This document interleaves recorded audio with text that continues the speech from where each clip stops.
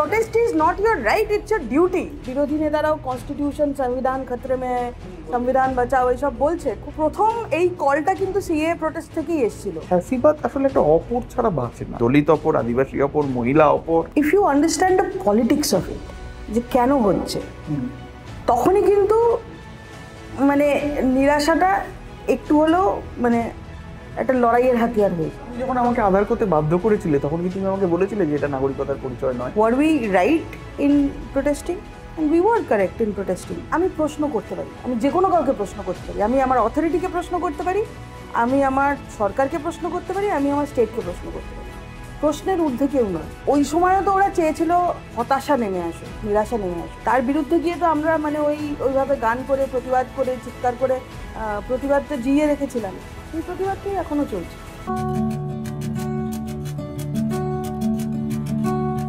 নমস্কার, বাংলার মন বাংলার মত অনুষ্ঠানে আপনাদের সকলকে স্বাগত জানাই। আমি অর্ক। নির্বাচনের ঢক্কানিনাদ বাজতে শুরু করেছে। বাংলার বিধানসভা নির্বাচন 2026-এ আমরা সকলেই জানি তার নির্ঘণ্ট প্রকাশিত হবে আর কয়েক মাসের মধ্যেই। এই পরিস্থিতিতে আমরা শুরু করছি এই অনুষ্ঠান বাংলার মন বাংলার মত, কারণ একটাই, বাঙালির যে সমস্যাগুলি বা দেশব্যাপী যে রাজনৈতিক সমস্যাগুলি, যে অশুভ চক্র, যে চক্রান্ত, যে নেক্সাস আমাদেরকে ব্যাপকভাবে প্রভাবিত করছে, তাড়িত করছে, আমাদের জীবনকে প্রত্যক্ষ ও পরোক্ষভাবে ক্ষতিগ্রস্ত করে চলেছে, তাকে চিহ্নিত করা, সেই অশুভ আতাতগুলিকে শনাক্ত করা, মানুষের ওপিনিয়নকে আরও বেশি জায়গা দেওয়া, মানুষকে ভাবতে বুঝতে পরিস্থিতিকে ডিকোড করতে সাহায্য করার জন্য এই অনুষ্ঠান। আজ বাংলার মন বাংলার মত অনুষ্ঠানের এই পর্বে আমার অতিথি বনজ্যোৎস্না লাহিড়ী। বনজ্যোৎস্নার আলাদা করে পরিচয় দেওয়ার কোনো দরকার নেই, কেননা বাঙালি মাত্রেই সকলেই জানেন যে এটা তার হোম গ্রাউন্ড, বাংলা তার ঘর, বাঙালির মেয়ে। দিল্লিতে দীর্ঘদিন, 1 দশকের বেশি সময় ছাত্র রাজনীতির সঙ্গে জড়িত, যুব রাজনীতির সঙ্গে জড়িত বামপন্থী মুখ বনজ্যোৎস্না। জেএনইউ বা দিল্লির সংলগ্ন অন্যান্য বিশ্ববিদ্যালয় চত্বরের যে ছাত্র রাজনীতি, তার যে আজ কাল একাল সেকাল, তার মধ্যে বনজ্যোৎস্না এবং তার বন্ধুদের নাম স্বর্ণাক্ষরে গ্রথিত, লাল অক্ষরে গ্রথিত। একই সঙ্গে বলতে হয় বনজ্যোৎস্না উমর খালিদ, রাজনৈতিক অ্যাক্টিভিস্ট, রামচন্দ্র গুহ, যার সম্পর্কে দিন কয়েক আগে লিখেছেন তরুণ ইতিহাসবিদ উমর খালিদের বন্ধু, পার্টনার বনজ্যোৎস্না। ফলে বনজ্যোৎস্না একই সঙ্গে দিল্লির রাজনৈতিক পালাবদল দেখেছেন, ইউপিএ মতো দমনপীড়নমূলক আইন কিভাবে তাকে ব্যক্তিগতভাবে, তার বন্ধুবৃত্তকে, তাকে নিজেকে, তার পরিবারকে কিভাবে ক্ষতিগ্রস্ত করেছে, তা বনজ্যোৎস্নার থেকে ভালো আর কেউ জানেন না। আমরা বনজ্যোৎস্নার সঙ্গে কথা বলবো এই সমস্ত বিষয় নিয়ে। তুমি যে সময় দিলে অনেক অনেক ধন্যবাদ। আমরা শুরু করি এই দমনপীড়নমূলক আইন। আমরা কথাও বলছিলাম এই অনুষ্ঠান শুরুর আগে যে ইউএপিএ তো একদিনে হঠাৎ করে ইমপ্লিমেন্ট হলো, আমাদের চেনা বন্ধুরা, অ্যাক্টিভিস্টরা, তোমার স্বজন বন্ধুরা গ্রেফতার হয়ে গেলেন এমন নয়, তার একটা দীর্ঘসূত্রিতা আছে।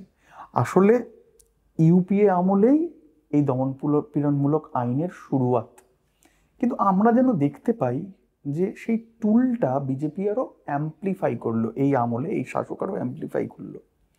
তো এই আইনটার প্রয়োগ শুধু ইউএপিএ নয়, সেডিশন বা অন্যান্য যে কোনো এই দমনপীড়নমূলক আইনগুলোর প্রয়োগের একাল সেকালটা নিয়ে যদি আমরা কথাবার্তাটা শুরু করতে পারি। মানে দেখো, হ্যাঁ একদম ঠিক কথা। ইউপিএ আমলেই, কংগ্রেস আমলেই, চিদম্বরম যখন হোম মিনিস্টার ছিলেন তখন ইউপিএ আইনটা প্রণীত হয় এবং প্রথম থেকেই এটা একটা দমনমূলক আইন।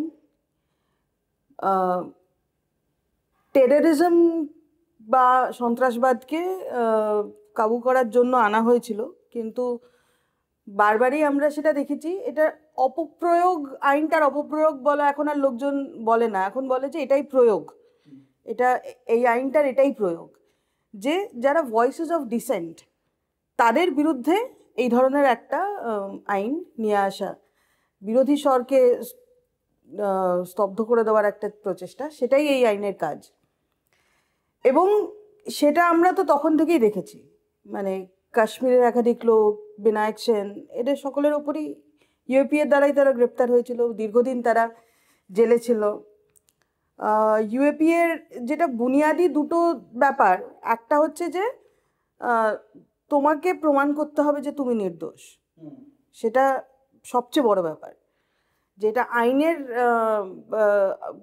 আইনের থেকে মানে যে প্রসিকিউটরের থেকেও বেশি তোমাকে নিজেকে প্রমাণ করতে হবে যে তুমি নির্দোষ। আরেকটা হচ্ছে যে যেরকম পোটা বা এর আগের যে দমনমূলক আইন ছিল তাদের একটা সানসেট ক্লজ ছিল, যে একটা সময়ের পর আমরা ফিরে দেখব যে এই আইনটা অ্যাকচুয়ালি সন্ত্রাসবাদে কতটা দমন করেছে, কতটা লোক জনবিরোধী হয়ে উঠেছে, তার একটা রিভিউ হবে। ইউএপিএর কোনো সানসেট ক্লজ নেই, কাজেই ইউএপিএটা চলছে। সেই জন্য ইউপিএ আমল থেকে শুরু হয়েছিল, এখন ইন্ডিয়া মানে বিজেপি আমলে সেটা আরও রমরমিয়ে চলছে। কিন্তু বিজেপির আমলে একটা যেটা মূলভূত পরিবর্তন, যেটা এই আইনটাকে আরও ভয়ঙ্কর করে দিয়েছে, যেটা একটা অ্যামেন্ডমেন্ট, যেটা 2019 সালে মোদী সরকার এই অ্যামেন্ডমেন্টটা নিয়ে আসে। আগে এই আইনটা কিন্তু একটা সন্ত্রাস বিরোধী আইন ছিল, যে সন্ত্রাসবাদ যারা, এবার সন্ত্রাসবাদ মানে তো তার একটা টেরর নেটওয়ার্ক থাকবে, একটা টেরর অর্গানাইজেশন থাকবে, তার সাথে যুক্ত ব্যক্তি, তাদের বিরুদ্ধে এই আইনের প্রয়োগ হতো। সেখানেও আমরা ওই যেটা বললাম, অনেক লোকের মানে অপপ্রয়োগ প্রচুর হয়েছিল। আচ্ছা, বিনায়ক সেন আছে, কোবাড গান্ধী আছে, নামের শেষ নেই কোনো। একদম। কিন্তু এদেরকে অ্যারেস্ট করতে গেলেও কিন্তু তার আগে যেরকম ভারতীয় কমিউনিস্ট পার্টি মাওবাদীকে একটা টেররিস্ট অর্গানাইজেশন ঘোষণা করেছিল সরকার, বা লস্করে তৈবা বা এই ধরনের একটা লিস্ট অফ টেররিস্ট অর্গানাইজেশন ছিল যাদের ঘোষণা করা হয়েছিল যে এরা টেররিস্ট অর্গানাইজেশন, এরা ভারত বিরোধী কাজ করছে, এদের সঙ্গে যুক্ত লোকজনকে আমরা ইউএপি এর আওতায় আনতে পারি। 2019-এ যে অ্যামেন্ডমেন্টটা হলো, যে কোনো ইন্ডিভিজুয়ালের বিরুদ্ধেও আমি এই আইনটা আনতে পারবো, এই আইনটার প্রয়োগ করা যাবে। এটা একটা বিশাল বড় চেঞ্জ। কারণ এর আগে সরকারকে যেটা দেখাতে হতো যে আমি কাউকে যদি অ্যারেস্ট করছি ইউএপিএতে, তাহলে সে একটা টেরর নেটওয়ার্কের সাথে যুক্ত, সে অন্তত সেই প্রমাণ করার দায়টা সরকারের ওপর ছিল যে সে একটা টেরর নেটওয়ার্কের সাথে যুক্ত, সেই টেরর নেটওয়ার্কটা কাজ করছে, তারা অলরেডি আমরা তাদের টেররিস্ট ঘোষণা করেছি।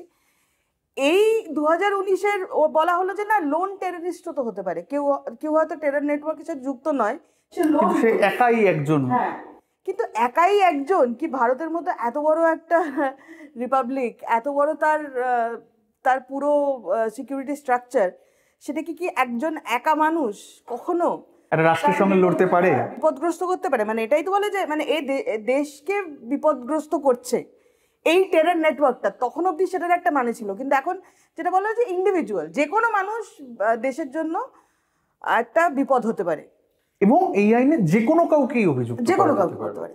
তো সেটাই হয়েছে ভীমা কোরেগাঁওতে বা পরবর্তীকালে দিল্লি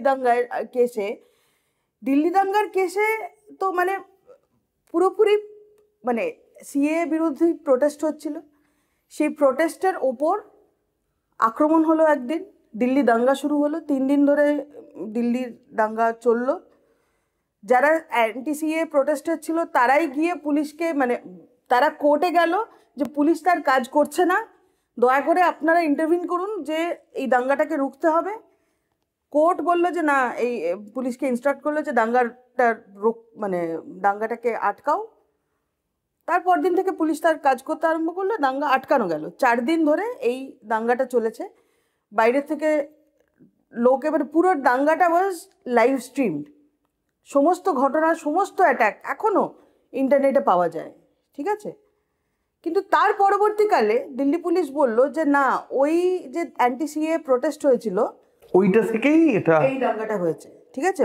ওই যে মাস ধরে প্রোটেস্ট চলছিল, এবং তারপর তারা বলল যে এটা একটা টেররিস্ট অ্যাক্ট, এবং ইউএপি এর 4টে সেকশন এটার উপর লাগু করা হলো। ভারতবর্ষে কিছু কাশ্মীরি স্টুডেন্ট ক্রিকেট ম্যাচ দেখতে গিয়ে পাকিস্তান আউট করেছে বলে চিৎকার করায় তারা অ্যারেস্ট হয়ে তাদের উপর ইউএপিএ দিয়েছে। তো যে কোনো মানুষকে মানে মাঠঘাট থেকে কাউকে তুলে এনে ইউএপিএ দেওয়া যায় এখন, এইটাই বলে যে, এবং সে লোকটা এটার প্রতিহত করার কোনো শক্তি নেই, কোনো শক্তি নেই, কারণ এই অ্যামেন্ডমেন্ট। তখন বোঝা যায় যে একটা ইন্ডিভিজুয়াল আসলে কতটা অসহায়। হ্যাঁ, সে যে আসলে একটা ইন্ডিভিজুয়াল, তার যে রাষ্ট্রের সঙ্গে লড়ার কোনো কাঠামো নেই, এটা এটা তাকে ওই দমনমূলক আইনটার মধ্যে নিয়ে গেলে বোঝা যায়। একদমই, কিন্তু তাকে দেখানো হচ্ছে যে এই ইন্ডিভিজুয়ালটা সে একটা বিরাট ব্যাপার, সে একটা বিরাট শক্তিধর, এবং সে একাই আমাদের এই এত বড় রাষ্ট্র ব্যবস্থা, এত বড় পরিকাঠামো তাকে পুরো ধ্বংস করে দিতে পারে, নস্যাৎ করে দিতে পারে। তুমি দিল্লির কথাটা তুললে, আমাদের চিন্তা ভাবনার মধ্যে দিল্লির প্রত্যক্ষভাবে দিল্লির প্রসঙ্গটা, দিল্লি রায়টের প্রসঙ্গটা, দিল্লি হিংসার প্রসঙ্গটা আনবো এই পরিকল্পনা ছিল না, কিন্তু তুমি যেহেতু তুললে, দেখো প্রত্যেকটা ঘটনার একটা তাৎক্ষণিক ভিউ থাকে, একটা হেলিকপ্টার গেজ থাকে, দূর থেকে দেখা থাকে। তাৎক্ষণিক ভিউগুলো আমাদের অভিজ্ঞতার কারণে অনেক সময় বায়াসড হয়, আমাদের পক্ষগুলোর কারণে বায়াসড হয়, কিন্তু একটু দূর থেকে দেখলে নিষ্ক্রিয়ভাবে দেখা যায়। এখন তুমি অনেকটা দূরে দাঁড়িয়ে, how do you decode those days now? তুমি এখন যদি দিল্লির ওই কটা দিন শাহিনবাগে ওইরকম একটা মুভমেন্ট, এটা ঐতিহাসিক একটা আন্দোলন, তারপর ওইরকম একটা সহিংস নিপীড়ন, দাঙ্গা, যাই বলি না কেন, ওই দিনগুলোকে তুমি কিভাবে ন্যারেট করবে? তোমাকে যদি ওই দিনগুলোর কথা বলতে বলি, আমরা তো মানে মাসখানেক ধরে অ্যান্টি সিএ প্রোটেস্ট চলছিল দিল্লিতে বহু জায়গায়। প্রথমে শাহিনবাগ, মানে প্রথমে জামিয়া স্টুডেন্টরা প্রোটেস্ট করলো, তাদের ওপর একটা ভয়ঙ্কর লাঠিচার্জ হলো, সারা পৃথিবী সারা বিশ্ব দেখলো সেই লাঠিচার্জ, তার প্রতিবাদ হলো, সারা পৃথিবী থেকে তার মানে বহু ইউনিভার্সিটি স্টুডেন্ট বাইরে এসে তার প্রতিবাদ করলো, এবং শাহিনবাগের যে মহিলারা তারা রাস্তায় বসে প্রতিবাদ শুরু করলো। সেই ধর্নার পরে সারা দেশ জুড়ে সিএ এর বিরুদ্ধে একটা মানে একটা কি বলবো, সিভিল ডিসোবিডিয়েন্স মুভমেন্ট, আমাদের পার্ক সার্কাসে একটা বিরাট আন্দোলন হয়েছিল সারা দেশে। অ্যারাউন্ড আমরা যতটা করতে পেরেছিলাম ক্যাটালগ, 350 মতন ওরকম। ওয়ারখালিদ পার্ক সার্কাসে এসেছিলেন। হ্যাঁ, ও তো অনেক জায়গাতেই গিয়েছিল। তো এবার দিল্লিতে শাহিনবাগ একটা বড় একটা জায়গা ছিল, আর তাছাড়া নর্থ ইস্ট দিল্লি, উত্তর পূর্ব দিল্লিতে পরপর নানা রকম ছোট ছোট রাস্তার উপর বসে লোকজন পকেটগুলোতে অ্যান্টি সিএ প্রোটেস্ট চলছিল। সেই প্রোটেস্টের ওপর 23শে ফেব্রুয়ারি অ্যাটাক হয় প্রোটেস্টগুলোর ওপর, এবং মুস্তাফাবাদের প্রোটেস্টের যে লাইব্রেরিটা ছিল সেটাকে জ্বালিয়ে দেওয়া হলো, এবং প্রচণ্ড বাইরে থেকে ট্রাকে করে লোকজন এসেছিল। ঠিক দুপুর 3টে নাগাদ বিজেপির একজন নেতা কপিল মিশ্রা, সে মিডিয়ার সামনে এবং পুলিশের সামনে সে জানালো যে সেদিনই ট্রাম্পও ভিজিটে এসেছিল, যে ট্রাম্পও দিল্লিতে এসেছিল, যে जब तक ट्रम्प है तब तक तो हम शांति से रहेंगे, उसके बाद आप भी हम लोगों को रोक नहीं पाओगे। এবং ঠিক সেটাই হলো, মানে he gave a call to violence and the violence happened. 3 দিন ধরে দাঙ্গা হলো। প্রথম দিকে পুলিশ অ্যাম্বুলেন্স পর্যন্ত ঢুকতে দিচ্ছিল না। তারপরেতে some of us move the high court, and high court instructed যে দ্য পুলিশ শুড, এবার পুলিশ না চাইলে কোনো দাঙ্গা হয় না, ঠিক আছে? এটা একজন আইপিএস অফিসারও বলেছেন, বিভূতি নারায়ণ রায় বলেছিলেন যে কোনো দাঙ্গা সেটা সম্ভব নয় যদি না সেখানকার পুলিশ চায়। পুলিশ যেদিন চাইবে দাঙ্গা বন্ধ হয়ে যাবে। ওই হাইকোর্টের ইনস্ট্রাকশনটার পরে it seem like the police came to life, এবং সাথে সাথে একদিনের মধ্যে সেই দাঙ্গা পরিস্থিতিটা ঠান্ডা হয়ে গেল। কিন্তু ওই যতগুলো অ্যান্টি সিএ প্রোটেস্ট ছিল, সেই প্রোটেস্টেরগুলো মানে সাইটগুলো, তার কঙ্কালগুলো পড়েছিল, সবকটা প্রোটেস্ট বন্ধ হয়ে গেল। তো এই ঘটনার এটা নিয়ে প্রায় 700-র উপরে এফআইআর লাগু হলো দিল্লিতে, পুরো সারা দিল্লি জুড়ে 700 এফআইআর ছোট বড় ভায়োলেন্সের ঘটনা নিয়ে হলো। মার্চ মাসে একটা FIR number 59 was converted to the conspiracy FIR, এবং ওই কনস্পিরেসি এফআইআরে বলা হলো যে না, বাইরে থেকে কেউ এসে দাঙ্গা করেনি। ওই যে অ্যান্টি সিএ প্রোটেস্ট চলছিল, তুমি তো এখানে পার্ক সার্কাসের প্রোটেস্ট দেখেছো, একদম ওইভাবেই প্রোটেস্ট চলছিল, যে একটা আনআর্মড এবং পিসফুল ডেমোক্রেটিক, কালারফুল, যেখানে এবং আমার মনে আছে যে আমাদের দেশের জাতীয় পতাকা ছিল। হ্যাঁ, জাতীয় পতাকা ছিল, কনস্টিটিউশন নিয়ে প্রত্যেক দিন কথা হতো, লেকচার হতো, কনস্টিটিউশন নিয়ে বড় বড় লেকচার হয়েছে, নাচ গান হতো, কালচারাল প্রোগ্রাম হতো, আর্ট ইনস্টলেশন হতো। শাহিনবাগের কথা বলছি আমি, আর্ট ইনস্টলেশন হয়েছিল, খুব সুন্দর সুন্দর আর্ট ইনস্টলেশন হয়েছিল। সম্পূর্ণ পিসফুল, ডেমোক্রেটিক, কালারফুল একটা protest with celebrated the constitution. মানে এখন তো বড় বড় বিরোধী নেতারাও কনস্টিটিউশন সংবিধান খতরে মে হ্যায়, সংবিধান বাঁচাও এইসব বলছে, খুবই ওয়েলকাম। কিন্তু প্রথম এই কলটা কিন্তু সিএ প্রোটেস্ট থেকেই এসেছিল। এই যে মানে সংবিধানকে কেন্দ্র রেখে একটা একটা তার তার চারিদিকে একটা প্রোটেস্ট গড়ে তোলা, যার যার একদম কোরে আছে সাংবিধানিক ভ্যালুজ, সেটা কিন্তু অ্যান্টি সিএ প্রোটেস্টেই হয়েছিল। অথচ সেইটারই দিল্লি পুলিশ এবং বেছে বেছে 18 জন অ্যান্টি সিএ অ্যাক্টিভিস্টকে, যাদের অনেকে দিল্লিতে ছিল না দাঙ্গার সময়, যাদের মধ্যে একজন অলরেডি জেলে ছিল, শারজিল ইমাম, ও অলরেডি জেলে ছিল, উমার দিল্লিতে ছিল না, আরও অনেকে যারা ছিল লোকাল কিছু লোক যারা প্রথমবার প্রোটেস্ট করেছে, বা স্টুডেন্ট অ্যাক্টিভিস্ট, জামিয়া স্টুডেন্টস, যারা এই প্রোটেস্টের একটা মুখ হয়ে উঠেছিল, বা যারা এই প্রোটেস্টের সম্পর্কে খুব মানে যারা খুব ভোকাল ছিল, তাদেরকে অ্যারেস্ট করা হলো। এবং তারপরেতে বলা হলো যে they are terrorist because it's a terror act, এবং ওই পুরো দাঙ্গার জন্য তারা দায়ী।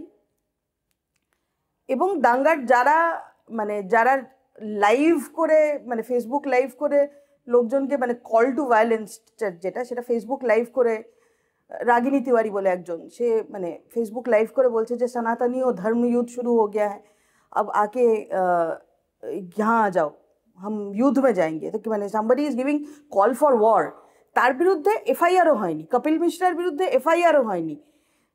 গোলি মারো সালোকো বলে যে অনুরাগ ঠাকুর কেন্দ্রীয় মন্ত্রী যে হিংসা মানে একদম তাতিয়ে তুলেছিল পুরো দিল্লির লোকেদের, তার বিরুদ্ধে এফআইআর পর্যন্ত হয়নি, ইনভেস্টিগেশন পর্যন্ত হয়নি।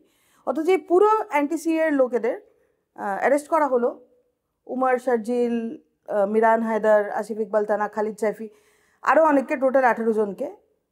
5 বছর ধরে ওই কেসটা চলছে, এখনও তার ট্রায়াল শুরু হয়নি। এবং এটাও কিন্তু ইউএপি এর একটা প্রভিশন যে ইনভেস্টিগেশন চলছে, আমরা ট্রায়াল এখনো শুরু করিনি। সারা পৃথিবীতে কোথাও প্রি ট্রায়াল ডিটেনশন ব্যাপারটা খুবই মানে খুবই খারাপ চোখে দেখা হয়। এবং সেটা যদি সর্বোচ্চ দোষে অভিযুক্ত হতেন এরা, তাতে তার সাজার যে মেয়াদ হতো, তার প্রি ট্রায়াল ডিটেনশন প্রায় তার কাছাকাছি চলে এসছে। হ্যাঁ, এটা পৃথিবীর ইতিহাসে মানে বিরলের মধ্যে বিরলতম ঘটনা। কিন্তু 5 বছর ধরে ট্রায়াল চলছে না, তারা জেলে বন্দি আছে, এবং পাশাপাশি একটা মিডিয়া ট্রায়াল চলছে যেখানে তাদের প্রত্যেকবার টেররিস্ট ঘোষণা করে দেওয়া হয়, দোষী ঘোষণা করে দেওয়া হয়। তো এই সিচুয়েশনটা, এটার জন্য মানে এটার মূলেও ইউএপিএই আছে। তুমি যে মিডিয়া ট্রায়ালের কথা বললে, আমি মিডিয়া ট্রায়াল প্রসঙ্গে আসতে চাই। আমাদের দেশ তো নানাভাবে গত 10 বছরে বদলেছে। আমাদের বয়ান, আমাদের রুচি পছন্দ, আমরা সোশ্যাল মিডিয়ার কারণে সক্ষমও হয়েছি, আবার আমরা নিজেদের ইচ্ছে অনিচ্ছে বোঝাপড়ার বাইরে গিয়ে একদম ট্রোলে পরিণত হয়েছি। এর সব থেকে বড় উদাহরণ বিভিন্ন সংবাদ মাধ্যমে যখন উমর খালিদ, শারজিল ইমাম এদের নিয়ে, আমি বলছি সেই সমস্ত সংবাদ মাধ্যমের কথা যারা আমাদের মতো, যাদের নুনান্তে পান্তা ফুরোয়, যারা খুব কষ্ট করে টিমটাকে টিকিয়ে রেখে কাজ করে, তারা যখন একটা তথ্যনিষ্ঠ প্রতিবেদন করে, আমরা দেখতে পাই যে তার কোনো তথ্যনিষ্ঠ কাউন্টার নেই। আমাদের যুক্তি হচ্ছে বিরুদ্ধ মত স্বাগত। তুমি যদি একটা তথ্যনিষ্ঠ উল্টো কথাও বলো, আমরা চাই, we want to embrace those things as well. কিন্তু দেখা যাচ্ছে যে মানে এইভাবে বলতে পারি আমরা যে আগে দেখা যেত যে রাষ্ট্র যাকে অভিযুক্ত বলছে, হয়তো দোষী সাব্যস্ত সে হয়নি, কিন্তু রাষ্ট্র বলছে এই অভিযুক্ত, তার প্রতিও মানুষের একটা সিম্প্যাথি থাকতো, একটা সমানুভূতির জায়গা থাকতো। তার কারণটা আমি নিজে ভাবার চেষ্টা করেছি। তার কারণটা হলো, রাষ্ট্র তো মাস্টারদা সূর্য সেনকেও দোষী বলেছে, ক্ষুদিরামকেও দোষী বলেছে, কিন্তু আমরা আমাদের ইতিহাসগতভাবে বুঝতে পেরেছি এরা আমাদের লোক। ফলে আমাদের একটা ইতিহাসগত এমপ্যাথির জায়গা ছিল যে রাষ্ট্র বলা মানেই সে রাষ্ট্রদ্রোহী জঙ্গি নয়। আমরা একটু, এ তো আমাদের ঘরেরই ছেলে, আমরা একটু যাচাই করে দেখি না, একটা মানবিক জায়গা ছিল। সেটা তলানিতে এসে পৌঁছেছে। রাষ্ট্রের যে কাজ, রাষ্ট্রকে তা করতে হচ্ছে না, আমরাই করে ফেলছি সেই কাজটা। আমার মনে পড়ছে, আমি রবিশের লেখায় পড়েছিলাম, আমি বারবার এটা বলি, রবিশ একটা জায়গায় কোট করছিলেন যে নাৎসি আমলে এমন নয় যে পাড়ায় পাড়ায় গেস্টাপোরা গিয়ে, নাৎসি বাহিনী গিয়ে ইহুদিদের উচ্ছেদ করেছে, এমনটা সবসময় হয়নি। তার প্রতিবেশী তাকে মেরেছে, তার প্রতিবেশী তাকে উচ্ছেদ করে বাড়ি থেকে তাড়িয়ে দিয়েছে, তার রাতের অন্ধকারে তার বাড়ি পুড়িয়ে দিয়েছে।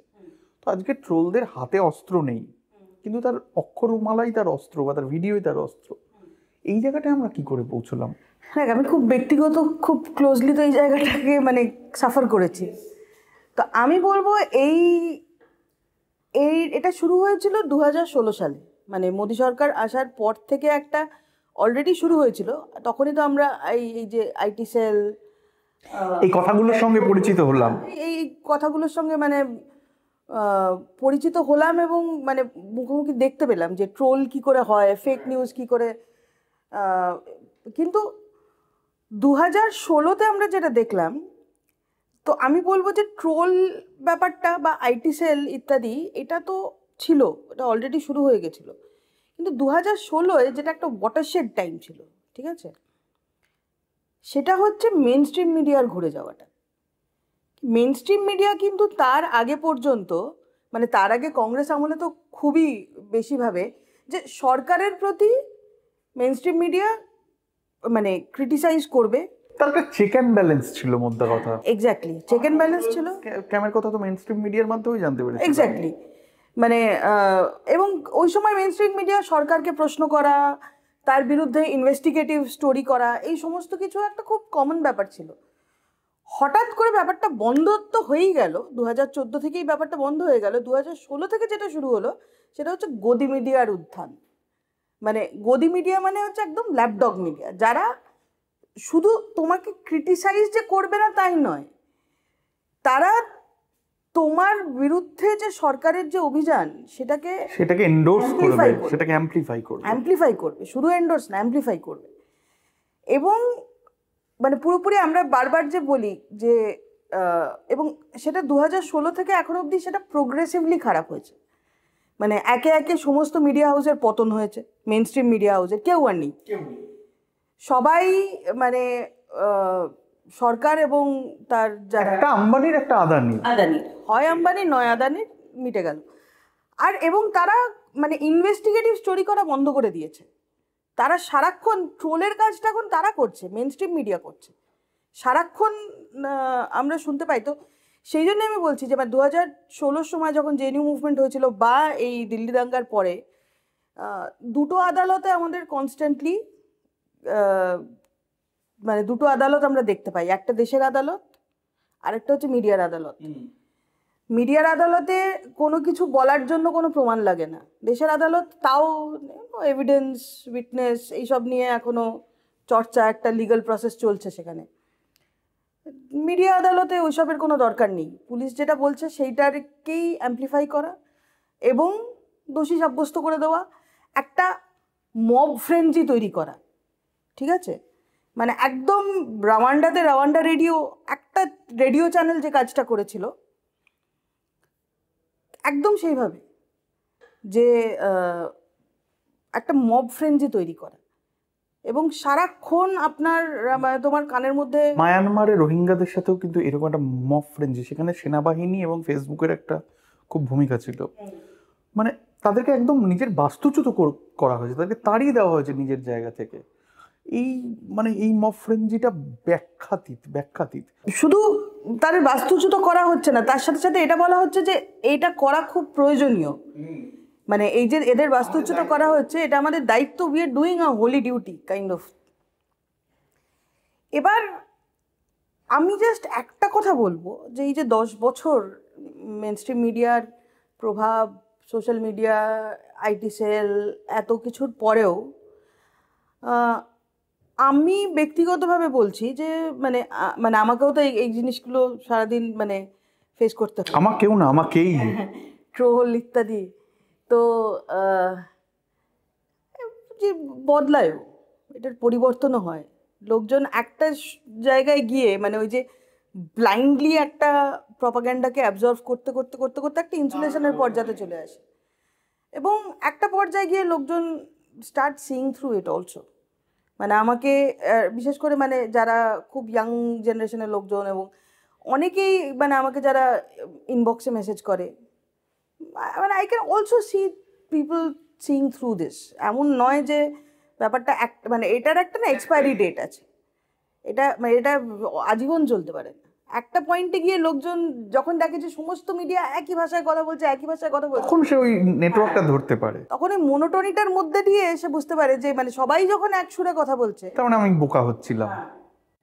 সেটাও হয়, সেটাও মানে একদম সেটা হয় না সবকিছু শেষ হয়ে যাচ্ছে এরকমও না। আচ্ছা, উমর খালিদ কি জীবন কাটান এটা যদি প্রশ্ন করি, আমাদের রোজের একটা শিডিউল রয়েছে, রোজের একটা রুটিন রয়েছে, উমরের রোজের রুটিনটা কেমন? মানে prison is not a nice place to be, of course.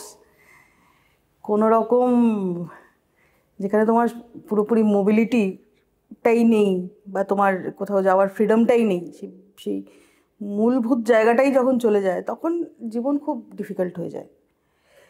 কিন্তু মানে হি রিডস এ লট। হ্যাঁ, হি রিডস এ লট, প্রচণ্ড। মানে প্রায় ক্লোজ টু এখন 380টার মতন হয়ে গেছে বই পড়া 5 বছরে। আর তো কিছু করার নেই। লেখাটা কম হচ্ছে, আমি যতটা চাই ততটা লেখে না, তোর বক্তব্য যে পরে লিখবো বা কিন্তু তাও আমি বলি যে লেখাটা চালিয়ে যেতে, অ্যাটলিস্ট মানে নোটস বানিয়ে রাখা বা পরবর্তীকালে যেরকম আনন্দ তেলতুমদের প্রিজন মেমোয়ার যেটা এসছে এখন। তো আমি বম্বেতে গেছিলাম, আনন্দের সাথে দেখা হয়েছিল। তো আনন্দ বললো যে উমারকে বলো লিখতে আরম্ভ করতে প্রিজন মেমোয়ারটা, কারণ প্রিজন মেমোয়ার কিন্তু জেলের বাইরে এসে আর লেখা যায় না, ওটা ভেতরেই লিখতে হয়। কারণ বাইরে এসে you would want to forget না, ওই তোমার যে এটা সাফারিংটা মানুষ ভুলে যেতে চায়। কাজেই এখনই লিখতে বললে কিন্তু এখনই লেখাটা, পরে কিন্তু আর লেখা যাবে না। তো সেটাও আমি ওকে বললাম যে অ্যাটলিস্ট নোটস ইত্যাদি করে রাখো। বাট ওই পরে লেখে, ক্রিকেট খেলে, এটা একটা ঠিক সময় ক্রিকেট খেলে। হ্যাঁ, আমি সার্জিলের কথা শুনছিলাম, ও অনেকগুলো ভাষার চর্চা করে। হ্যাঁ, সার্জিল অনেক বেশি সিরিয়াস ওর থেকে, ও বেশি মানে I would say more focused and productive. Umar অত প্রোডাক্টিভ না, কাজেই ও হ্যাঁ, ও অ্যাকচুয়ালি ও বাংলা শিখেছে, আসামিজ শিখেছে, আরও কিছু কিছু ভাষা শিখেছে, এবং ও সহবন্দীদের লিগাল এড দেয়, সে ব্যাপারে সাহায্য করে। সেটা উমারের কাছেও প্রচুর লোক, মানে এটা দেখ, এটা যারা শিক্ষিত লোকজন তারা যখন জেলে যায় তখন সব তারা এটা তাদের করতেই হয়, মানে যারা পিছিয়ে পড়া তাদেরকে একটু হেল্প করা। হ্যাঁ, সেটা উমারের কাছেও অনেকে আসে অ্যাপ্লিকেশন লেখাতে, কারণ এগুলো তো মানে খুব মানে খুব ছোট ব্যাপার, কিন্তু এগুলো এই যে ভাষার ব্যাপারটা, যে ইংরেজি লিখতে পারাটা, এটাই তো বিরাট ব্যাপার। হ্যাঁ হ্যাঁ, আমরা তো বলি কথায় কথায় জাস্টিস ডিলেড, জাস্টিস ডিনাইড, এটা তোমার ক্ষেত্রেও প্রযোজ্য। তার যে ন্যায় বিচারটা প্রাপ্য সেটা তো ডিলেড বললেও কিছুই বলা হয় না। তো এই ডিলেটা, এই একটা প্রলম্বন, দীর্ঘসূত্রিতা চলছে। উমরের বন্ধুরা, তুমি, উমরের পরিবার, তোমরা এটার সঙ্গে যে যাচ্ছ, এটাকে আমরা মানে আমি হয়তো প্রশ্নটাও শেপ করতে পারছি না। আমি বলছি এই যে প্রতিদিনের লড়াইটা, এটা সম্পর্কে একটু বলো। If you understand the politics of it, যে কেন হচ্ছে, তখনই কিন্তু মানে নিরাশাটা একটু হলেও মানে একটা লড়াইয়ের হাতিয়ার হয়ে যায়। তো যার ফলে মানে আমরা যদি এটা বুঝতে পারি কেন হচ্ছে, কেন আজ 5 বছর হয়ে গেল এরা জেলে আছে বিনা ট্রায়ালে, কেন এত লেট হওয়ার পরেও কোর্ট বেল দিতে এখনো পারছে না, পেছনে একটা পলিটিক্স কাজ করছে। এটা তো একটা লিগ্যাল কেস নয়। লিগ্যাল কেস হলে তো এই ডিলের গ্রাউন্ডেই অন্তত 2 বছর আগে বেল হয়ে যাওয়ার কথা ছিল। It's a political case.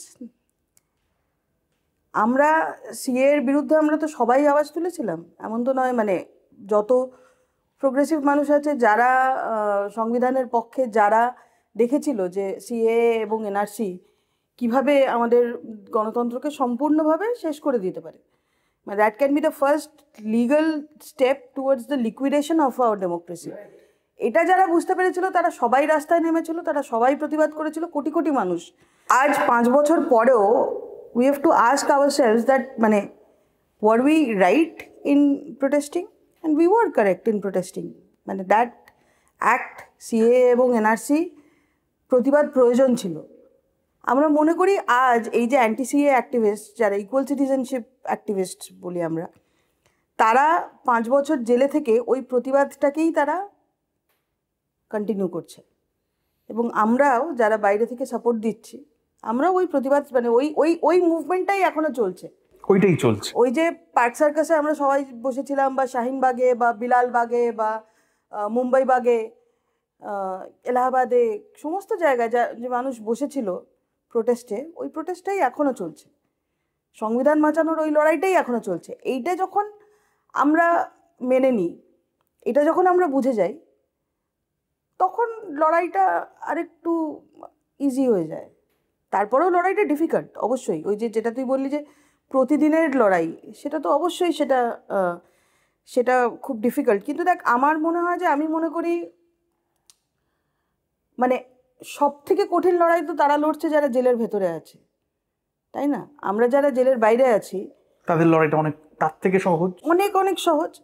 তো আমরা যখন ওদের দেখি যে ওরা যখন কোর্টে আসে, we are convinced that they are not criminals. হ্যাঁ, এক্স্যাক্টলি, আমরা জানি, ওরা নিজেরাও জানে যে ওরা কোনো ভুল করেনি, কোনো দোষ করেনি, ওদের ফাঁসানো হয়েছে এই কেসটাতে, কারণ এটা একটা পলিটিক্যাল কেস।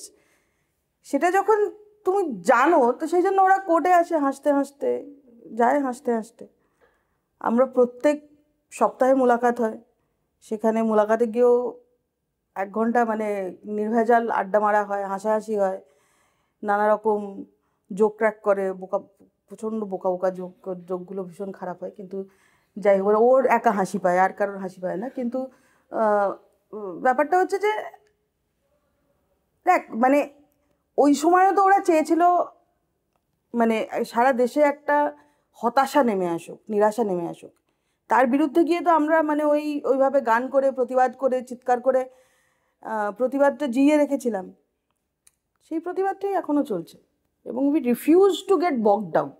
এবং আমার মনে হয়, কোথাও গিয়ে মনে হয়, আমি জানি না এটা আমি এক্সাজারেট করছি কিনা, কিন্তু আই ওয়ান্ট টু সে যে আজকে বিরোধিতা, এই বিষয়টা two oppose someone big brothers, সেটা যে আজকে নতুন করে একটা আলো পেল শেষ নির্বাচনে, তার পেছনে কিন্তু এই ডিসেন্টটা একটা পেছনে একটা অক্সিজেন ছিল।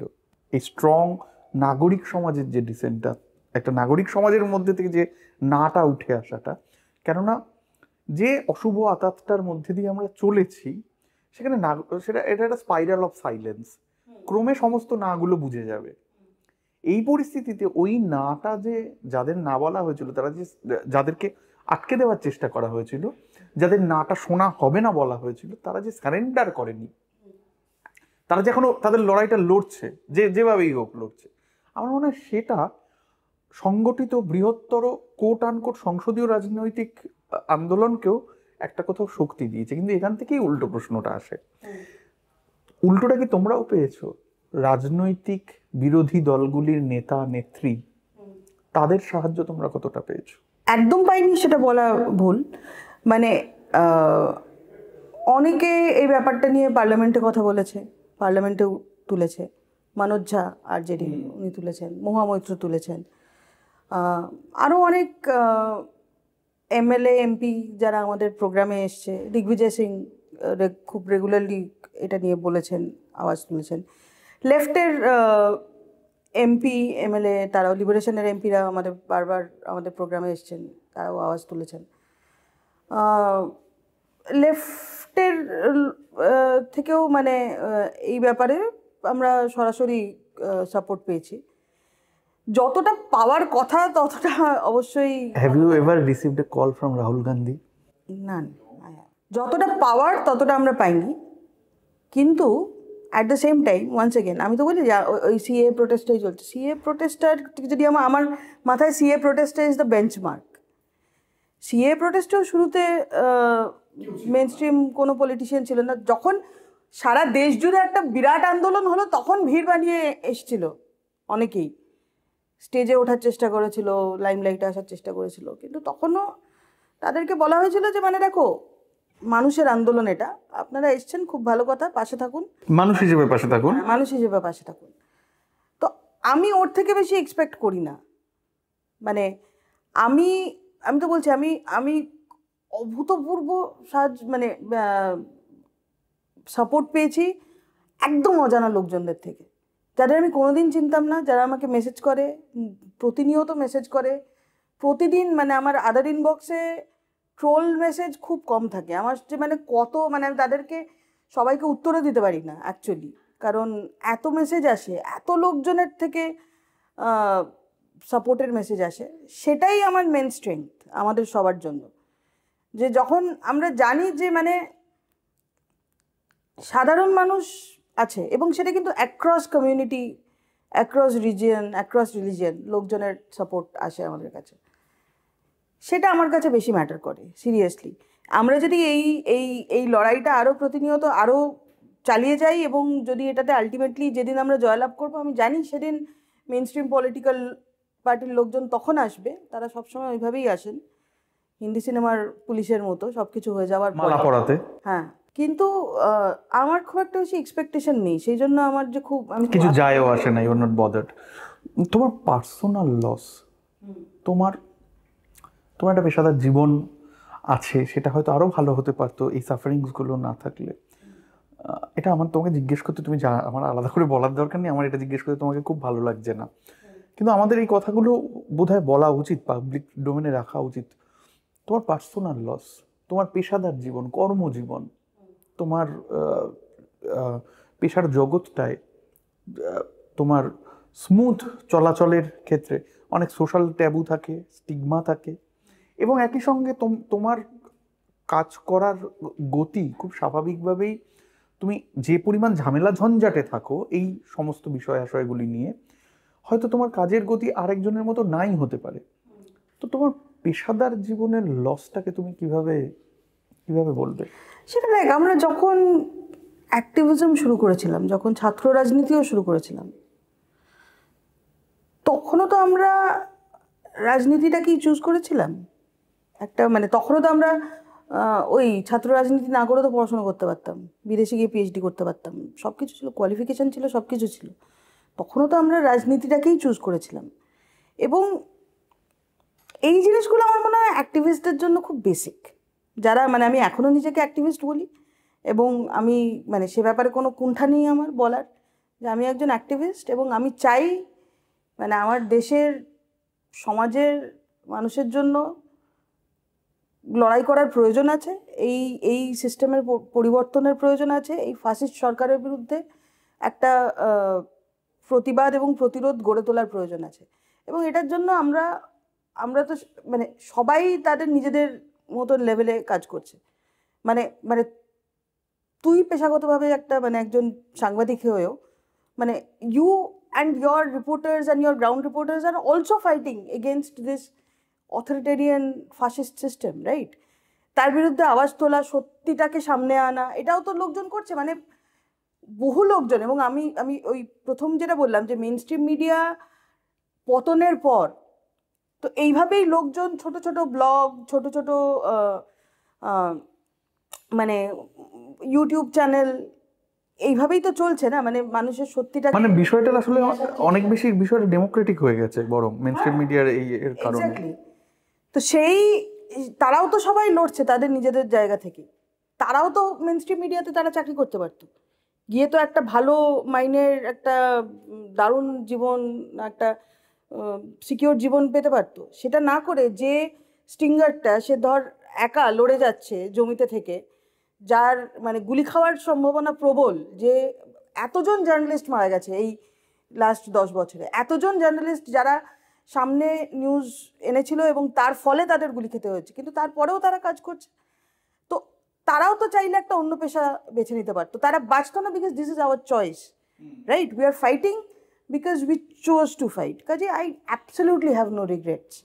আমার মনে হয় না যে আমার পেশাদার জীবনটা প্রতিহত হয়েছে। হ্যাঁ, প্রতিহত হয়েছে ডেফিনেটলি। আমি ধর যখন চলছিল, লকডাউন চলছিল, তখন জেলের মোলাকাত কম হতো, তো তখন আমি একটা অন্য চাকরি করতাম, মানে একটা কর্পোরেট ইয়েতে চাকরি করতাম। সেখানে লোকজন জানতো আমার পজিশন ইত্যাদি, তারা সিম্প্যাথেটিক ছিল, কিন্তু সেখানে একটা প্রফেশনালিজমের সাথে কাজ করতে হতো, মানে প্রতিনিয়ত আমাকে যেতে হতো ইত্যাদি। তবে যখন লকডাউনের পরে যখন জেল মুলাকাতের সংখ্যা বেড়ে গেল, প্রতি সপ্তাহে জেল মুলাকাত হলো, I quit my job and I got to another job যেটা ইজ মোর আর একটু ফ্লেক্সিবল হবে। তো সেটাকে আমি স্যাক্রিফাইস হিসেবে দেখি না, আমি মনে করি না স্যাক্রিফাইস, আমি মনে করি এটা আমার লড়াইয়ের ট্যাকটিক্স। আমাকে, কারণ আমার প্রায়োরিটিটা তো লড়াইটা তো আমার প্রায়োরিটি, কাজে আমি মানে আমার কোনো রিগ্রেট নেই সেদিক থেকে, যে প্রতিনিয়ত এই যে মানে ব্যক্তিগত জীবনে ক্ষতি হয়েছে। আমার মনে হয় যে ওইটাই আমার মনে হয় যে যারা আমার থেকেও বেশি গ্রাউন্ডে কাজ করছে, যারা গ্রাসরুটে কাজ করছে, তারাও চাইলে অন্য কিছু করতে পারতো, তারা করছে না। তারা সবাই মিলে এবং এটা তো করতেই হবে, এটা আমাদের সবাইকে করতে হবে। এই পুরো ফাঁসিবাদী সিস্টেমটাকে আটকাতে গেলে আমাদের সবাইকে লড়তে হবে, আমাদের সবাইকে স্যাক্রিফাইস করতে হবে। সেদিক থেকে আমি গ্লোরিফাই করি। জেএনইউ তোমাদের রাজনীতির একটা আতুর ঘর। শুধু তো জেএনইউ নয়, তার চারপাশে সমস্ত শিক্ষা প্রাঙ্গণগুলি, সেটা দিল্লি ইউনিভার্সিটি হতে পারে, সেটা জামিয়া হতে পারে। আমরা দেখছি, আমরা খবর পড়ছি, বন্ধুদের থেকে জানতে পারছি, খুব অন্যান্য সব জায়গার মতোই স্বাভাবিকভাবেই তারও একটা বিরাট অভ্যন্তরীণ তার বাস্তুতন্ত্রের একটা পরিবর্তন হয়েছে, তার একটা টেকটনিক শিফট হয়ে যাচ্ছে, ছাত্রদের মন বদল হচ্ছে। আমরা এগুলো খবরের শিরোনাম থেকে দেখি, বন্ধুদের থেকে ফোনে শুনি, but you live in that heartland. তুমি কিভাবে এটাকে দেখো, ঠিক কতটা বদল হয়েছে, সেটাকে প্রতিহত করা আদৌ কি সম্ভব, কিভাবে দেখো? মানে দেখ, আমরা যখন জেএনইউতে ছিলাম তখন এর থেকে সত্যি কথা অনেক বদলে গেছে। কারণ তখন কংগ্রেস আমলেও মানে এমন নয় যে ছাত্র রাজনীতির ওপর দমন ছিল না, কিন্তু তাও একটা বেসিক জায়গা, মানে university is a place for dissent, এই জায়গাটা কিন্তু একটা প্রতিষ্ঠিত সত্য ছিল যে ইউনিভার্সিটিতে রাজনীতি হবে, ছাত্ররা প্রশ্ন তুলবে, যে কোনো বিষয় নিয়ে চর্চা হতে পারে। সেই চর্চার সাথে যে আমি একমত তা নয়, কিন্তু বাইরে থেকে ঢুকে পেটাবো এটা হতে পারে না। এই ব্যাপারটা খুব বেসিক ছিল। টিচাররাও অনেক ফ্রি হয়ে পড়াতেন ক্লাসে, সমস্ত কিছু নিয়ে আলোচনা করার একটা স্বাধীনতা দিতেন। মানে আমাদের টিচারদের সাথে একদম বিটার আর্গুমেন্টস, মানে মারপিট লেগে যায় প্রায়, ওই রকম হয়েছে, কিন্তু সেটা তারা করতে দিতেন যে হ্যাঁ মানে আলোচনা করো, যত বেশি আলোচনা করো, ক্রিটিসাইজ করো, আমার পড়ানোকে উপর প্রশ্ন তোলো, ঠিক আছে। এবার এইটা যখন হয় না, তখন একটা বেসিক জিনিস তুই ইমবাইব করে নিস যে আমি প্রশ্ন করতে পারি, আমি যে কোনো কাউকে প্রশ্ন করতে পারি, আমি আমার অথরিটিকে প্রশ্ন করতে পারি, আমি আমার সরকারকে প্রশ্ন করতে পারি, আমি আমার স্টেটকে প্রশ্ন করতে পারি, প্রশ্নের ঊর্ধ্বে কেউ নয়। এই স্পিরিটটা ইউনিভার্সিটিতে ইনকালকেট করা হয়, এই স্পিরিটটা, এবং এই স্পিরিটটার ফলে যে নাগরিক তৈরি হয় তারা ক্রিটিক্যাল নাগরিক হয়, তারা কেউ অন্ধ হ্যাঁ বলা সং নয়, তারা প্রশ্ন করে, তারা নিজের পরিবারকে প্রশ্ন করতে শেখে, তারা নিজের সমাজকে প্রশ্ন করতে শেখে, তারা একটা আনলার্নিং শুরু করে। যে ধর প্রচণ্ড প্রিভিলেজ পরিবার থেকে আসা একটা ছাত্রও কিন্তু জেএনইউতে এসে নিজেকে প্রশ্ন করতে আরম্ভ করে, সে তার নিজের প্রিভিলেজকে প্রশ্ন করতে আরম্ভ করে, যে আমি একটা caste privilege, class privilege, gender privilege নিয়ে এসেছি, সেটা কিন্তু ঠিক নয়, সেই ইনসুলেশনটা সে ভাঙতে আরম্ভ করে। এবার সেটাই ইউনিভার্সিটির কাজ ছিল, ভিশন অফ ইউনিভার্সিটি কিন্তু সেটাই করতে চেয়েছিল। মানে সেটা জওয়াহরলাল নেহরুরও খুব ক্লিয়ার ভিশন ছিল যে university is a place for questioning, is a place to learn criticism. এখন যেটা তারপরে হলো, এই পুরো সিস্টেমটাকেই বদলে দেওয়া। মানে এক তো টিচার রিক্রুট করা, মানে যেভাবে রিক্রুটমেন্ট হতে আরম্ভ করেছে, তারপরে তো যে কোনো প্রতিবাদ করার স্পেসটাকে পুরো ভেঙে দেওয়া। আমাদের সময়ও প্রতিবাদ করার জন্য স্টুডেন্টদের ওপর অ্যাকশন হয়েছে, কেউ সাসপেনশন হয়েছে, সেই সাসপেনশনের নিয়ে আরও বড় প্রতিবাদ হয়েছে, এইসব ঘটনা হয়েছে। কিন্তু এখন যেটা হয়, ক্রিমিনাল কেসেস, মানে আমাদের পরের যে জেনারেশন অফ স্টুডেন্টস, যারা ধর 2015, 16, 17, 18-তে যারা স্টুডেন্ট ছিল, 19, 20 এরকম, তাদের এক একজনের ওপর মানে 5টা 6টা করে ক্রিমিনাল কেস চলছে, এফআইআর চলছে, তারা কোর্টে যেতে হয় রেগুলারলি, তারা এখন এখন মানে 2025-এ এসে অনেকে সেই সব কেসগুলো থেকে মুক্তিও পাচ্ছে, কিন্তু ওই যে মানে কোর্টে দৌড় করানো স্টুডেন্টদের, হেকেল করা ওর ইউনিভার্সিটি থেকে বেরিয়ে যাওয়ার একটা চান্স আছে একদম, এবং তার ফলে একটা এক্সাম্পল তৈরি করা যাতে সব ছাত্র, দেখো বাবা তুমি সুশীল হও, কোনো প্রশ্ন করো না। আগে জেএনইউর প্রসপেক্টাসে প্রোটেস্টের ছবি থাকতো এবং তার মধ্যে ক্যাপশন থাকতো JNU students doing what they do best, protesting. তো মানে অ্যাডমিনিস্ট্রেশন থেকেও মানে সেলিব্রেট করা হতো যে হ্যাঁ প্রোটেস্ট তো হবেই। আমার মনে আছে একবার বাদাইউতে, ইউপির বাদাইউতে দুটো মেয়েকে মেরে ঝুলিয়ে দিয়েছিল গাছ থেকে, দলিত মেয়ে, তার রেপ করে ঝুলিয়ে দিয়েছিল গাছ থেকে। এবার আমাদের একটা প্রোটেস্ট করে আমি ফিরছি, আমাদের অ্যাডমিনিস্ট্রেটিভ ব্লকে একটা কাজ আছে, হঠাৎ করে ভিসি নেমে আসছিল। ভিসি আমাকে सुनो प्रोटेस्ट किया तुम लोग, देखे क्या हो रहा है बदायूं में? तो मुझे तो अभी कोई somebody was asking me that what's happening and I said yeah my students must protest and I hope you guys, I said yes sir, we am coming back from a protest, we had held a protest in UP Bhavan right now. So the VC is asking did you protest in this kind of a horrendous incident has happened. Protest is not your right, it's your duty. That's what the JNU vice chancellor was telling me, a student, that you know did you see what happened, go protest. And সেইখান থেকে প্রোটেস্টকে criminalise করে দেওয়া completely, এটা আরও বেশি করে হয়েছে জামিয়া মিলিয়া ইসলামিয়াতে। মানে স্টুডেন্টরা গ্যাদার হতে পারে না এক জায়গায়, সেখানে গার্ড এসে মানে সাথে সাথে মানে ফিজিক্যালি ধাক্কা মেরে বার করে দেবে। স্টুডেন্টদের ওপর প্রচণ্ড রকম সার্ভেলেন্স, কোনো রকম গ্যাদারিং কোনো কিছু অ্যালাউড নয়, প্রোটেস্ট অ্যালাউড নয়। কিন্তু তারপরেও কিন্তু প্রোটেস্ট হচ্ছে, তারপরেও রাজনীতি হচ্ছে। রাজনীতি যে একদম বন্ধ হয়ে গেছে তা না। এই জেএনইউতে তো এখন ইলেকশন কাউন্টিং বোধহয় একটু পরে শুরু হবে, মানে এখনও কিন্তু লোকজন লড়ে যাচ্ছে। আমি বলবো এই যে স্টুডেন্টরা এখন লড়ছে, এটা বলা খুব ইজি, মানে কাকু জেঠুদের মতো যে আমাদের সময় জেএনইউতে হ্যাঁ কি ভালো হতো, দেখ এখন তো কি এত খারাপ হয়ে গেছে। আমি বলবো হ্যাঁ খারাপ হয়ে গেছে, কিন্তু এখনকার যে স্টুডেন্ট যারা লড়ছে তাদের লড়াইটি না আমাদের থেকে অনেক ডিফিকাল্ট, অনেক বেশি কঠিন, এবং তারপরেও সেই সমস্ত প্রতিকূলতার বিরুদ্ধে তারা লড়ে যাচ্ছে, সেটা একটা বিশাল কথা। মানে আমি মনে করি যে জেএনইউ ডিএনএ বদলায় তো নি, প্রোটেস্ট তো এখনও চলছে, বাস এখনও ওখানে লোকজন আওয়াজ তোলে, এখনও মানে মিছিল মিটিং রেগুলারলি হয়। পুরোপুরি ইনস্টিটিউশনালি সব কিছু বন্ধ করে দেওয়ার পরে আগে জেএনইউতে প্রত্যেক দিন মেসে ডিনারের পর মেসগুলোতে পাবলিক মিটিং হতো, এবং আমি যত কিছু শিখেছি তা আমি ক্লাসরুম থেকে যত শিখেছি তার থেকে ততটাই আমি পাবলিক মিটিংগুলোর থেকে শিখেছি, যেখানে মানে ভালো ভালো স্পিকাররা এসে বক্তব্য রাখতেন বিভিন্ন বিষয় নিয়ে। সেগুলো এখন সব বন্ধ করে দেওয়া হয়েছে,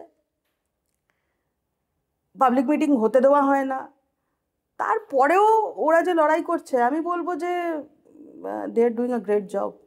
এনআরসি সিএ আন্দোলনে পুরোভাগে যারা ছিল তাদের একজন মানে সবসময় তাতে উপস্থিত ছিলেন। আমরা দেখেছি যে এটা একটা সরকারের জন্য পিছু হটতে বাধ্য হওয়ার মতো একটা আন্দোলন ছিল, সরকারকে ঢোক গিলতে হয়েছিল। আমরা দেখেছি যে ফার্মার্স বিল নিয়েও একই ঘটনা হয়েছিল। এইরকম কয়েকটা ঘটনা সরকারের জন্য মেজর সেটব্যাক ছিল। এখন ন্যারেটিভ বদলাচ্ছে, লড়াইয়ের প্রকরণ কৌশল সবাই যে যার মতো করে বেছে নেবে। তো এখন আমরা দেখতে পাচ্ছি যে একটা নির্বাচন কমিশনকে সামনে রেখে এসআইআর এর মতো একটা প্রকল্প রাজ্যে রাজ্যে এই মুহূর্তে চলছে। যেহেতু তুমি একজন এনআরসিসিএ অ্যাক্টিভিস্ট, তুমি কি এটা তোমার থেকে জানাটা জরুরি, how do you decode this? তুমি কি মনে করো যে কথাটা আমাদের জনপরিসরে এখন খুব চলছে যে এসআইআর এনআরসিসিএ এর একটা ঘুরপথে প্রয়োগ, ইমপ্লিমেন্টেশন, তোমার মতামত কি এ বিষয়ে? একদমই তাই, এবং এটা আমরা প্রথম থেকে যখন এসআইআর শুরু হয়েছিল তখন থেকেই আমরা এটা বলা আরম্ভ করা, সেটা নিয়ে প্রসারে সব কিছুই চলছে যে এটা ঘুরপথে এনআরসি আর কিছুই নয়।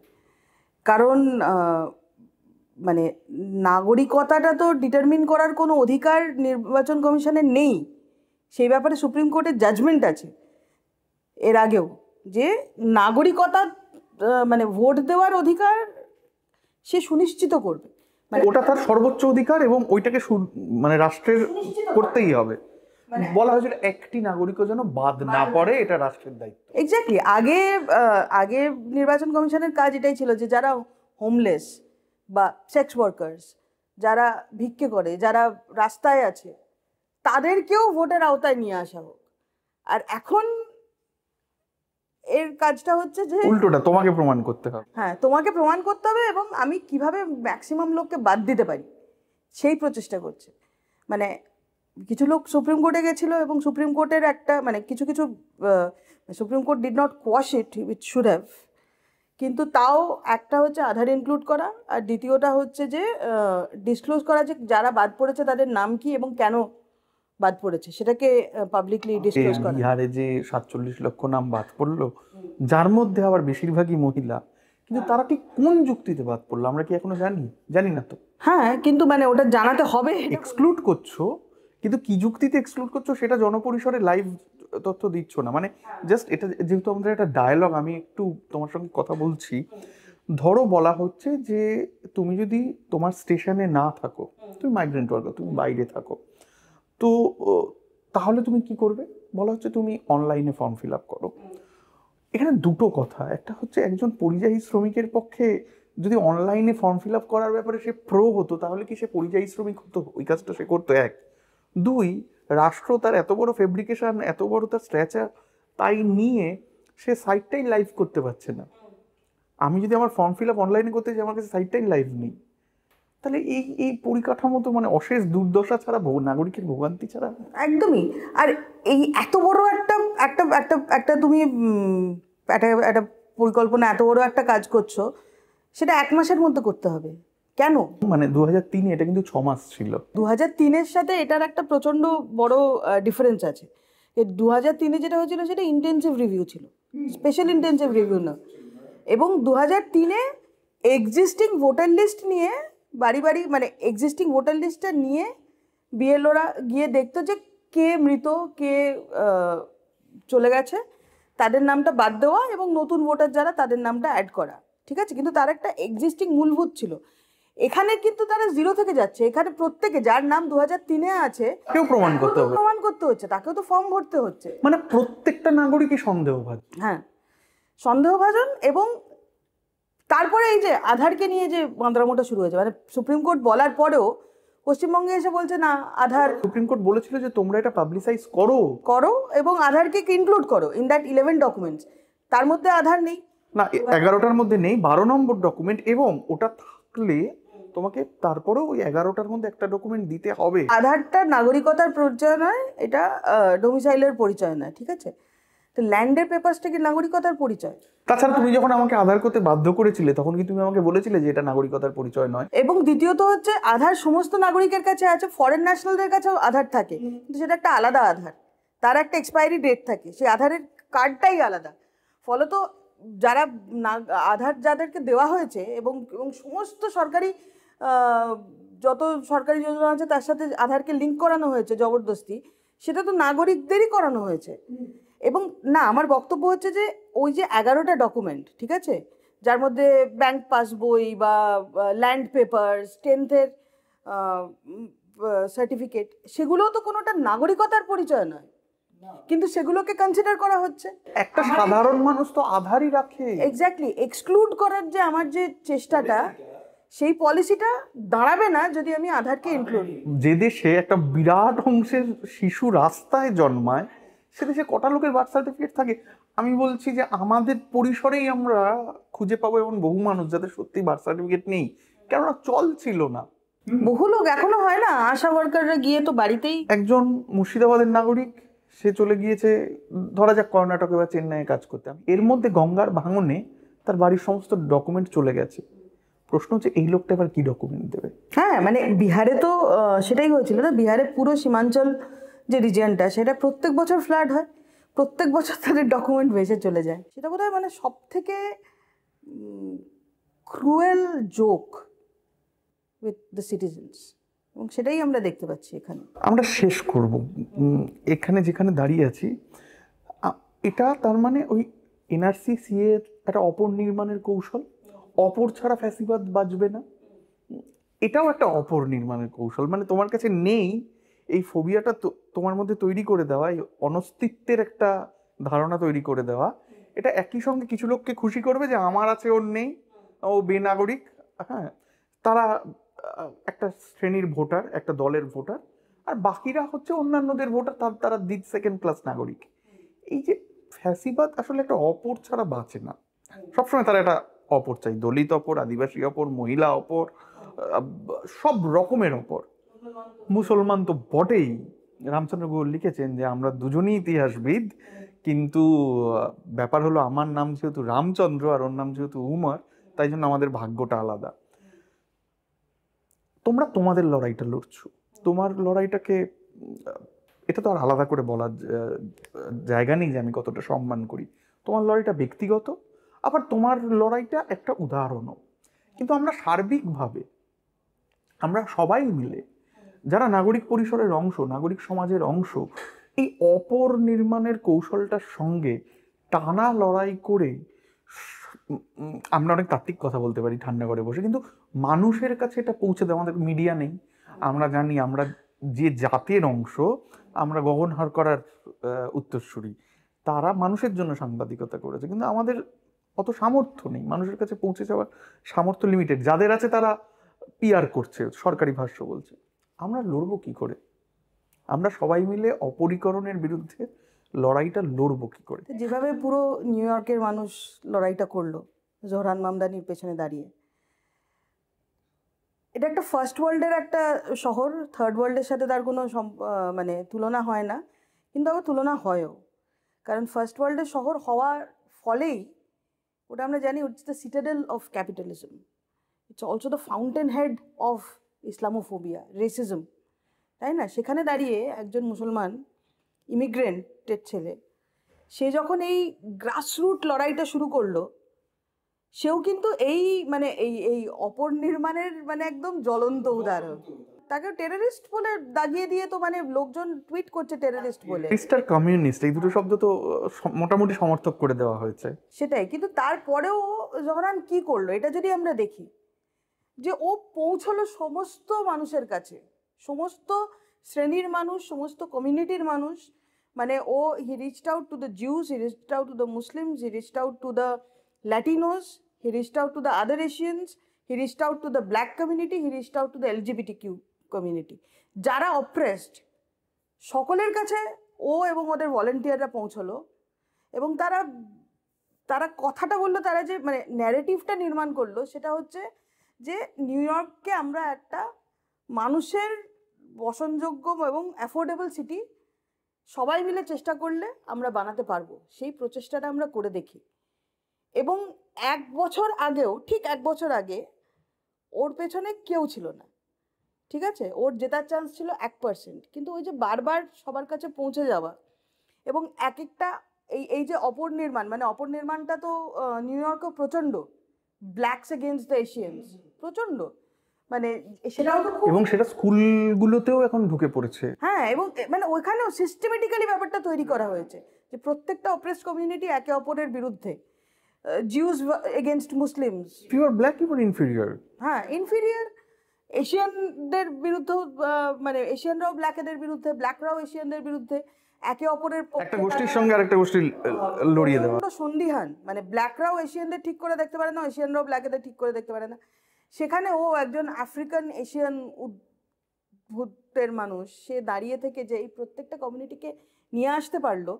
কারণ যে আমরা সবাই, আমরা বেশি রেন্ট দিচ্ছি, আমাদের চাইল্ড কেয়ার প্রচণ্ড দামি, আমাদের ট্রান্সপোর্ট প্রচণ্ড ব্যয়বহুল, এবং এর বিরুদ্ধে আমাদের লড়াইটা করতে হবে। আমি বলছি যে এটা একটা এক্সাম্পল, এবং ওর বিরুদ্ধে তো সমস্ত যারা বিলিয়নিয়ার, তারা তো মানে ইলন মাস্ক থেকে আরম্ভ করে বিল অ্যাকারম্যান থেকে আরম্ভ করে সবাই একদম মানে যুদ্ধ ঘোষণা করেছিল। ট্রাম্প স্বয়ং এসে রিপাবলিকান পার্টিকে ছেড়ে দিয়ে অ্যান্ড্রু কোমোকে সমর্থন করলো যে কোমোই হারাতে পারবে এই কমিউনিস্টকে। কাজেই এবং শেষে টুইট করে বলছে যে শেষ পর্যন্ত কমিউনিস্টটাই জিতে গেল।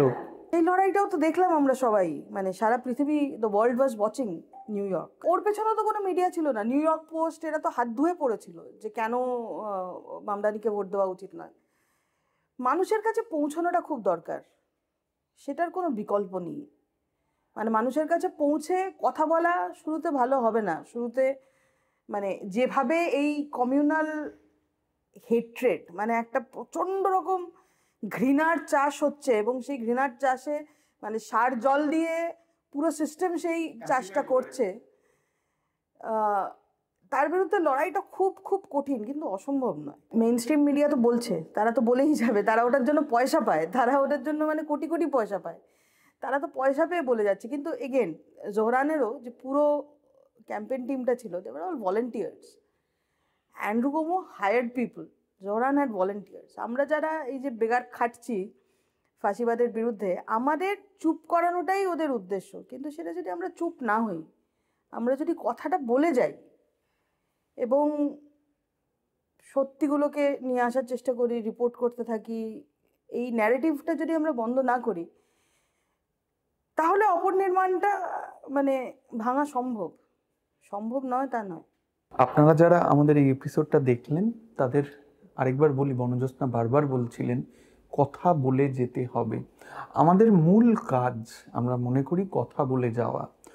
আপনারা যারা সিদ্ধান্ত নিয়ে নেন গদি মিডিয়ার হেডলাইন দেখে, আপনারা যারা সিদ্ধান্ত নিয়ে নেন গদি মিডিয়ার চমকপ্রদ ফ্ল্যাশ দেখে, আপনাদের আমরা বলবো যে ডিকোড করুন, পেঁয়াজের খোসাটা ছাড়ান, যুক্তিনিষ্ঠভাবে ভাবতে শিখুন, রাষ্ট্রকে প্রশ্ন করুন, ব্যবস্থাকে প্রশ্ন করুন, আমাদের সমালোচনা করুন, গঠনমূলক সমালোচনা করুন, আমাদেরকে দাগিয়ে না দিয়ে আমাদের কথা শুনুন। চলুন সমবেতভাবে কথা বলি, প্রশ্ন করি। আর বাংলার মন, বাংলার মত, এই অনুষ্ঠানটার মূল লক্ষ্য তাই, প্রশ্নগুলি সামনে তুলে ধরা, সত্যগুলিকে উদ্ঘাটন করা, কোনো রাগঢাক না রাখা। আপনারা যারা এতক্ষণ আমাদের অনুষ্ঠান শুনলেন তাদেরকে অনেক অনেক ধন্যবাদ, কৃতজ্ঞতা জানিয়ে আজকের এপিসোড শেষ করছি। নমস্কার।